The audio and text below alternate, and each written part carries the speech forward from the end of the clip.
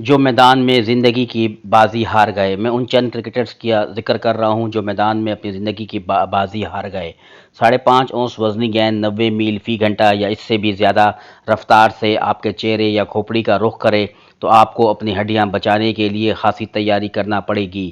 یہی وجہ ہے کہ بلے بازوں کو ہیلمٹ سے لے کر دستانے اور پیڈ سے لے کر رانوں کو بچانے تک کے لیے مختلف حفاظتی سامان سے لیس ہونا پڑتا ہے۔ لیکن کبھی کبھی یہ سب کچھ بھی بیکار ثابت ہوتا ہے، جیسا کہ فلپ ہیوز کے ساتھ ہوا تھا۔ شیفیلڈ شیلڈ کے مقابلے میں نیوزی لینڈ ویلز کے خلاف کھیلتے ہوئے حریف بالر شان ایبٹ کی ایک اڑتی ہوئی گیند کو ہک کرنے کی کوشش ایسی ناکام ثابت ہوئی کہ فلپس کی جان لے گئی۔ گیند ہیوز کے ہیلمٹ کے بالائی حصے کے نیچے اور جالی کے پیچھے اس جگہ پر لگی جو ہیلمٹ کے حفاظتی تہہ سے ڈھکی ہوئی نہیں تھی۔ کچھ دیر تو ہیوز سنبھل کر کھڑے رہے، پھر گھٹنوں پر ہاتھ رکھ کر جھکے اور اچانک منہ کے بل زمین پر گر پڑے اور پھر وہ اسپتال میں انتقال کر گئے اور وہ دن جمعرات کا تھا۔ وہ ایک لمحہ کے لیے بھی ہوش میں نہیں آئے۔ کرکٹ دیکھتے ہوئے شاید ہی کسی کو اندازہ ہوتا ہو کہ میدان میں گیند اور بلے کے ساتھ ساتھ زندگی اور موت کی جنگ بھی جاری ہے۔ ماضی میں چند ایسے واقعات پیش آئے ہیں جب کھیل کے دوران کسی کھلاڑی کو جان لیوا ضرب پہنچی ہو۔ ان میں سب سے پہلے نمایاں کھلاڑی پاکستان کے عبدالعزیز تھے، جنہوں نے 17 جنوری 1959 کو صرف 17 سال کی عمر میں میدان میں اپنی جان دی۔ وکٹ کیپر بلے باز عبدالعزیز سندھ مسلم کالج کے طالب علم تھے اور 1959 کے اوائل میں پاکستان کمبائنڈ سروسز کے خلاف کراچی کی جانب سے قائد اعظم ٹرافی کا فائنل کھیل رہے تھے کہ حریف بالر دلدار ایوان کی ایک گیند ان کے سینے پر جا لگی۔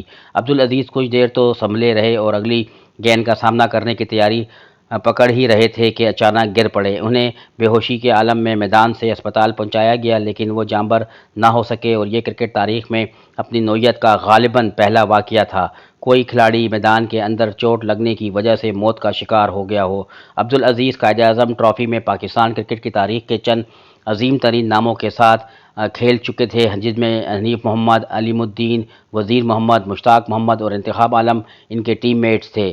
عبدالعزیز تو اس دنیا میں نہ رہے، البتہ کراچی نے قائد اعظم ٹرافی ضرور جیتی، لیکن بوجھل دل کے ساتھ۔ ڈاکٹروں کا کہنا تھا کہ عبدالعزیز دل کے عارضہ میں مبتلا تھے، لیکن نوعمری کی وجہ سے ان کی تشخیص نہیں ہوئی تھی۔ جب گیند لگی تو اس مرض نے مہلک صورت اختیار کر لی۔ کھیل کے دوران کھلاڑیوں کی موت کا دوسرا افسوسناک واقعہ اگست 1983 میں انگلینڈ میں پیش آیا، جب ایک باؤنسر این فولی کی چہرے پر لگی تھی۔ فولی نے 1982 میں لنکا شائر کی جانب سے اپنے فرسٹ کلاس کیریئر کا آغاز کیا تھا، لیکن ایک انجری کی وجہ سے کرکٹ کو خیرآباد کہہ دیا تھا۔ لیکن 1991 میں انہوں نے دوبارہ کھیلنا شروع کر دیا۔ پہلے جیسی کارکردگی تو پیش نہ کر سکے، لیکن ان کی موت کرکٹ کے میدان ہی میں لکھی ہوئی تھی۔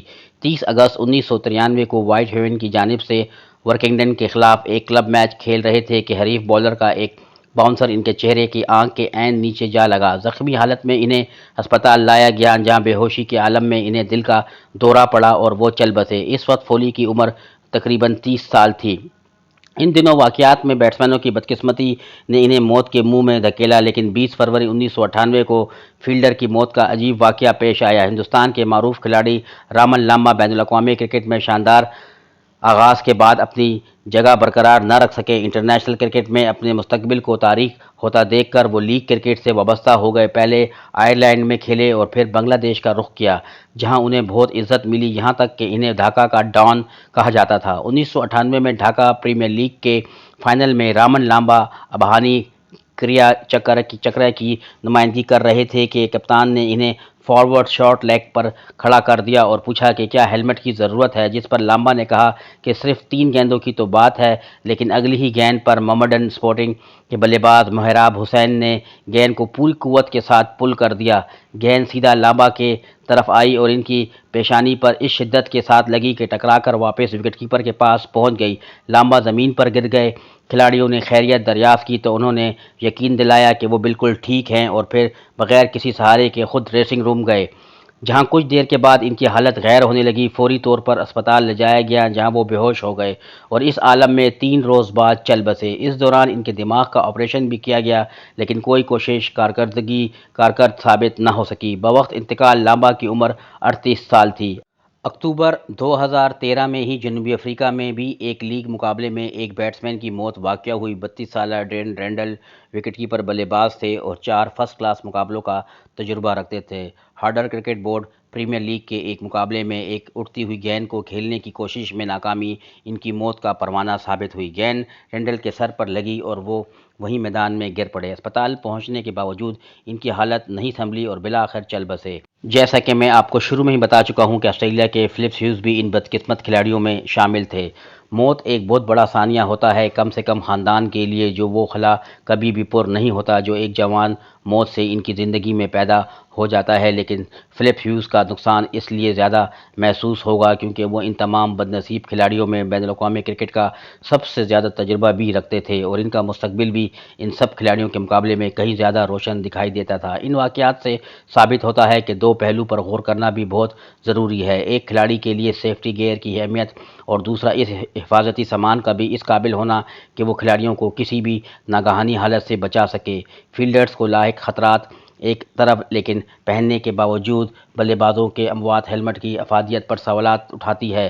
اب تو خیر اس ہیلمٹ کو چینج کر دیا گیا ہے اور جب فلپ ہیوز کی جب موت واقع ہوئی تھی تو اس کے بعد اب ہیلمٹ کی بیک سائڈ پہ مزید ایک کوشن دیا گیا ہے تاکہ بال جو ہے پیچھے گدی میں نہ لگے۔ لیکن فلپ ہیوز کے بعد جو ہے سامان بنانے والی جتنی بھی آفیشلز کمپنیاں ہیں انہوں نے سر جوڑ کر وہ بیٹھ گئی تھیں اور انہوں نے سامان کو کوشش کی کہ اس طرح بنایا جائے کہ وہ کسی بھی کھلاڑی کو جو ہے ان کی جان نہ جا سکے، اور انہوں نے اس حوالے سے جو ہے کافی چینجنگ کی اور ہیلمٹ کے حوالے سے بھی کافی تبدیلیاں کی گئی اس حوالے سے۔